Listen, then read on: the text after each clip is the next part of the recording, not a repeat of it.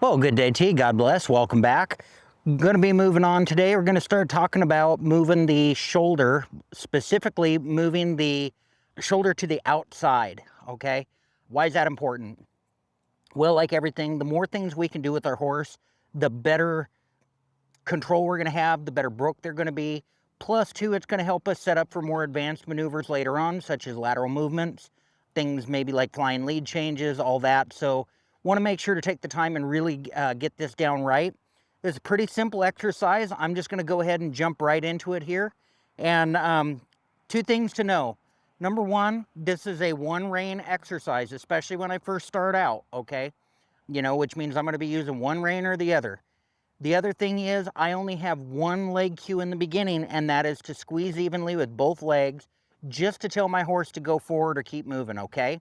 So that being said, we're going to go ahead and get right into this. First thing you're going to want to do is you're going to want to get your horse started on a big circle to the left.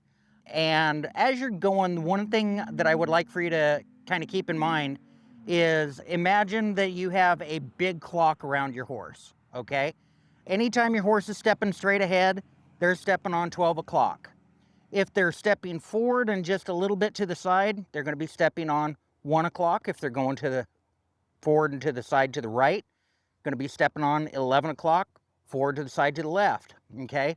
And you're going to go from there. You're going to go to 2 o'clock and 10 o'clock and then 3 and 9 and so on and so forth, and all the way down just like a regular clock. And then if your horse is stepping straight back at any point, you're of course stepping on 6 o'clock, okay? So today we're going to focus on working on specifically 11 and 1 and 10 and 2 for right now, okay? And then as we go along with these maneuvers, we'll continue to use this clock analogy to kind of help let you better understand what it is that we're after, okay? So we're going to go ahead and get started. I'm going to walk Jubilee on a circle here to the left. And as I'm going, I want to make sure that I get my horse moving out, okay?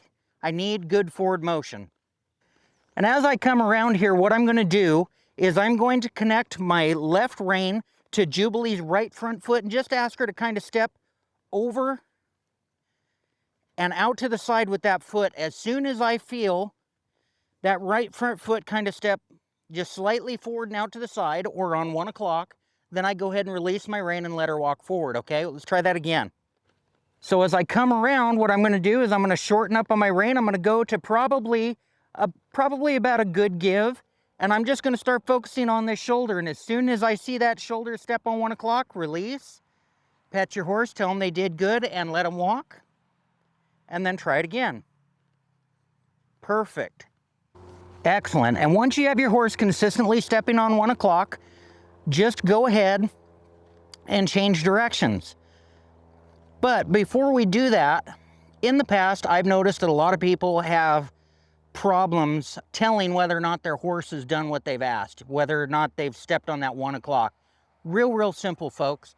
If you're walking a circle and you can't tell whether or not your horse has stepped on 1 o'clock, at any time you feel like they have actually made the circle bigger, then they've stepped on 1 o'clock, okay, or better. But if you're having a problem figuring out, hey, are they stepping on 1 o'clock? Are they stepping on 11 o'clock? Just ask yourself, are they making the circle bigger? If yes, then great, that's where you're headed, okay? So we're going to go ahead and change directions now, and I'm going to do the exact same thing. Only this time, I'm going to connect the right rein to Jubilee's left front foot and ask it to step forward off to the side and on to 11 o'clock. We'll see how this works. And as I come around, I'm just going to pick up on that right rein into a good give. Squeezing with both legs just to tell Jubilee keep going forward. As soon as I feel her make that circle bigger or that left shoulder kind of step forward and to the left, then I go ahead and release my rein and let her go. Excellent. And you may have to wait for several strides, and that's okay. Just keep holding, keep focused on what you're wanting. If your horse isn't immediately stepping on the number that you're asking, just keep holding, keep making sure with your legs that they move forward, don't let them stop, and just wait. They will eventually figure out, hey, going this way isn't getting me any release, let me try going that way. And just be ready, and as soon as your horse makes that step, go ahead and release the rein, okay? So Jubilee's doing it great right now. I can't be any more pleased with her. So if I'm training a new horse for this, or a horse that's never done this before, I may spend however long it takes until I feel that the horse is consistent and understands. Once that happens, then I go ahead and start raising that bar a little bit. And now I'm going to see if I can't get my horse to step a little deeper to the side, okay? So because I'm heading on a circle to the right, now instead of asking for her to step on 1 o'clock, I'm going to ask her to step on 2 o'clock. What that should feel like is I should feel a noticeable decrease in forward motion and a little more step over to the right with this right front leg, okay? So we're going to go ahead and start that, see how that works. Excuse me. Going to make a circle to the right, or to the left here, and I'm just going to say right front leg, step on 2 o'clock. Right there, I felt a noticeable decrease in Jubilee's forward motion and a deeper step to the side. Again, if you have to hold it for some time, by all means. And once I feel my horse is consistent with that, then I just go ahead and change directions and ask for the left front leg to step over onto 10 o'clock. Again, watching for that noticeable decrease in forward motion and stepping deeper to the side. Also notice too that when I pick up on this rein, I'm kind of bringing it close to her neck here. I'm not crossing over the line of the neck, but I'm bringing it close to the neck. That will also kind of help you a little bit, just kind of gives you a guide. Not necessary, which you'll see later. Anytime you feel like you're starting to lose too much forward momentum, just make sure to maintain your rein, but squeeze with both legs if you have to. Roll those spurs up into the belly and say, hey, no, I need you to really keep driving your legs forward. Again, the forward momentum is the key to all this, okay? So once you have mastered those numbers, okay, we're going to go ahead and go on a little bit just because I'm kind of having fun here.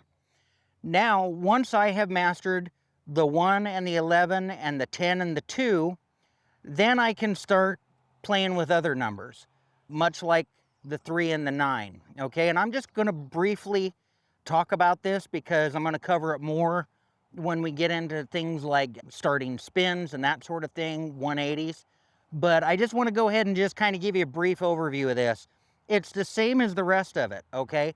Now what I want to see is when I pick up on a rein, I actually want to feel Jubilee, her entire forward motion stop, and her to take a step directly to the side, okay? And you'll see what I'm talking about here in a second. So what I'm going to do is I'm going to walk her on a circle to the right here. And once I get around towards the camera, what I'm going to do is I'm going to bring Jubilee's head to probably a great give. I want to feel all forward motion stop, and I want to feel that left front leg step directly to the side or onto 9 o'clock, okay? As soon as I feel it, I go ahead and release my rein. Come on, Jubilee, wake up. And same thing here. I'm going to take my left rein. I'm going to go into a great give. Keep squeezing with my legs till I feel that right leg step on 3 o'clock.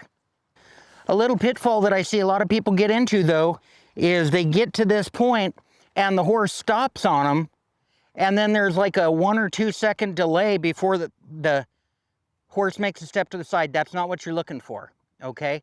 If your horse comes to a complete stop in this, then you want to immediately get the horse moving forward again and set it up again. Don't allow a difference between see some forward motion and a step to the side. There should be no actual stop there. It should be going from halt forward motion straight to the side, okay? Now that may take a little time to get, just play with it. You will eventually get it, your horse will get it, and it'll make sense to you, okay?